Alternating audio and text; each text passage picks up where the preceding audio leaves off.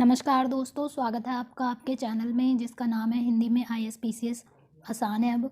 जी हाँ दोस्तों, ISPCS बनने का सपना आपका बहुत आसान हो जाएगा क्योंकि मैंने द हिंदू के एडिटोरियल्स का एनालिसिस करके हिंदी में आपके सामने रखने का प्रयास किया है।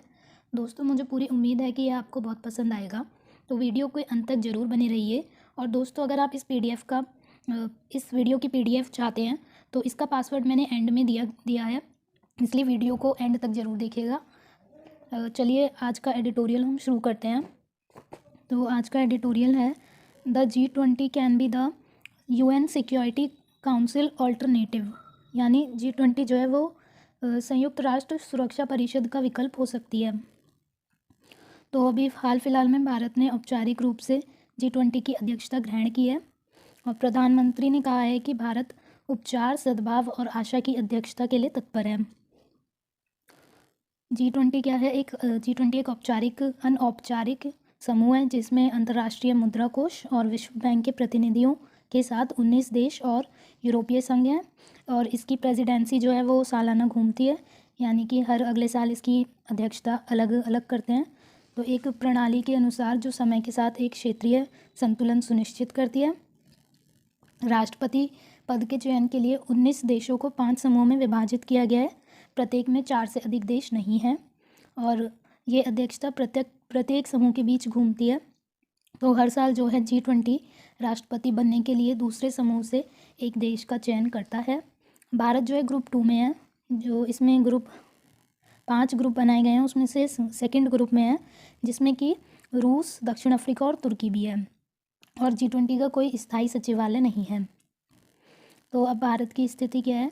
भारत ने कहा है कि जो यूक्रेन है वो इस साल G20 का सेंटर पीस नहीं होगा। और G20 जो UNSC से बेहतर विकल्प क्यों हैं ये देख लेते हैं। तो दुनिया जो है वो UNSC संयुक्त राष्ट्र सुरक्षा परिषद के विकल्प की तलाश कर रही है, क्योंकि दोस्तों UNSC जो यूनाइटेड नेशन सिक्योरिटी काउंसिल है उसमें आपको पता होगा 5 मेंबर होते हैं जिनके पास वीटो का अधिकार होता है। यानी कि अगर जिनके पास वीटो पावर होती है उन्होंने कोई अपना उसे यूज़ करते हैं तो हम आगे नहीं बढ़ सकते। तो उसमें चाइना, फ्रांस, अमेरिका, ऐसे 5 कंट्रीज़ हैं जिनके पास वीटो अधिकार है और उससे काफ़ी ज़्यादा भारत का और कई बार और देशों का भी नुकसान होता है। तो इसलिए ये G20 एक बेहतर विकल्प माना जाता है।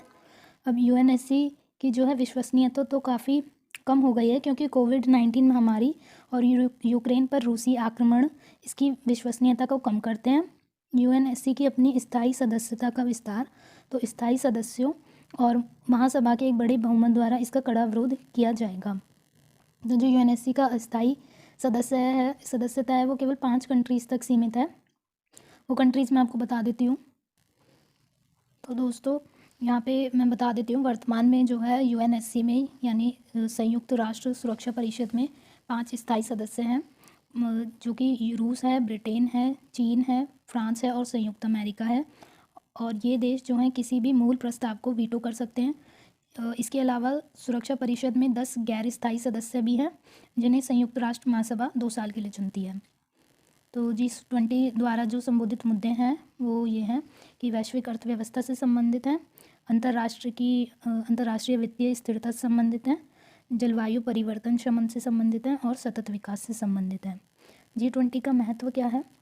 तो इसकी संरचना ऐसी है कि ऐसा लगता है कि यह एक विस्तारित सुरक्षा परिषद है, यानी कि जो UNSC है उसमें काफ़ी कम जो है परमानेंट मेंबर्स हैं और उनके पास, और बाकी जो नॉन परमानेंट मेंबर हैं उनके पास कम पावर है। पर इसमें क्या है, इसमें थोड़ी ज़्यादा पावर दी गई है और ये थोड़ा विस्तारित लगता है। इसमें संतुलन है। यह 21वीं सदी के सभी महत्वपूर्ण देशों का प्रतिनिधि है और विकसित और विकासशील देश इसमें दोनों हैं।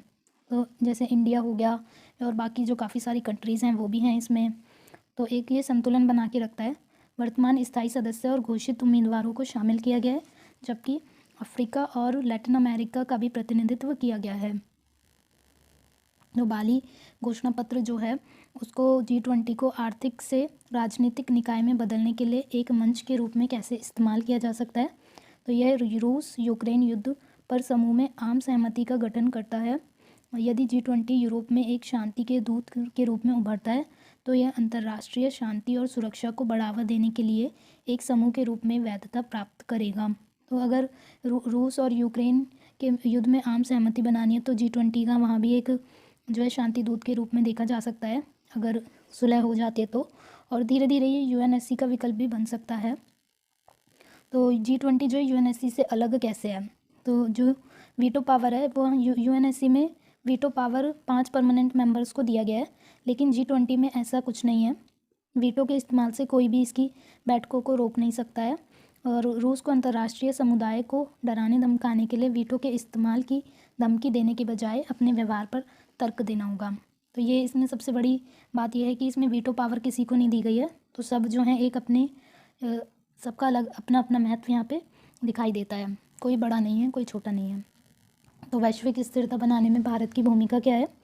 गैर गठबंधन दुनिया के नेता के रूप में भूमिका निभाने के लिए विकासशील देशों के अधिकारों और विकासशील देशों के अधिकारों पर मजबूत स्थिति। तो जो हमारे विकासशील देश हैं उनके अधिकारों के लिए खड़ा है भारत। भारत फ़िलिस्तीन के सवाल पर UNSC के कई ऐतिहासिक प्रस्तावों का लेखक था और बहुपक्षीय मंचों पर जब भी टकराव पैदा हुआ तो उसने उपचारात्मक स्पर्श दिया। उसके बाद जब अरब मिस्र के खिलाफ हो गए तब भी भारत ने जो है हवाना शिखर सम्मेलन में गुटनिरपेक्ष आंदोलन से मिस्र के निष्कासन को रोक दिया। अब आगे बढ़ने का रास्ता वे फॉरवर्ड क्या हो सकता है?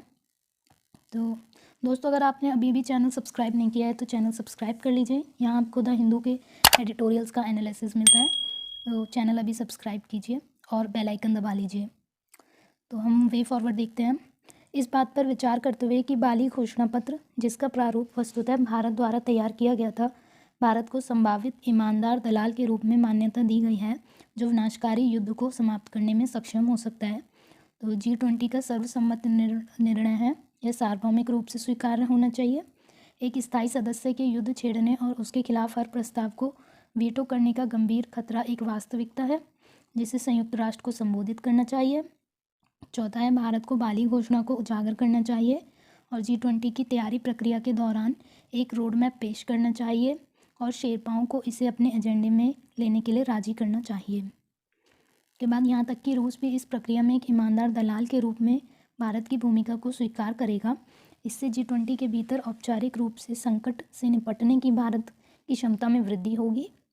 G20 के अध्यक्ष के रूप में तो भारत ने संयुक्त राष्ट्र में जो सद्भावना अर्जित की हुई है वह इस क्षण महत्वपूर्ण क्षण में एक संपत्ति होगी।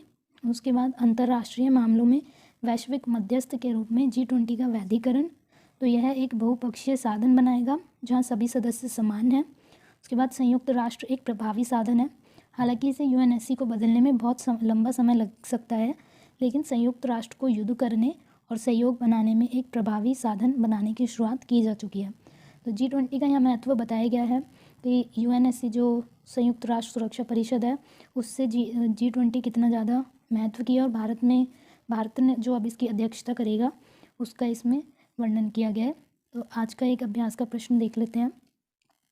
उत्पीड़ित और उपेक्षित राष्ट्रों के नेता के रूप में भारत की लंबे समय से चली आ रही छवि उभरती वैश्विक व्यवस्था में इसकी नई भूमिका के कारण गायब हो गई है। विस्तृत करिए। तो ये UPSC 2019 का क्वेश्चन है, 10 मार्क्स का है। ये आपके लिए एक अभ्यास का क्वेश्चन है, इसे लिखने का प्रयास कीजिएगा। तो दोस्तों हम यहाँ पे एडिटोरियल तो कंप्लीट होता है, अब हम इसका PDF का पासवर्ड जान लेते हैं। तो इस PDF का पासवर्ड रहेगा G20 120। दोस्तों चैनल को सब्सक्राइब कीजिएगा, वीडियो को लाइक कीजिएगा, शेयर कीजिएगा। Thank you so much.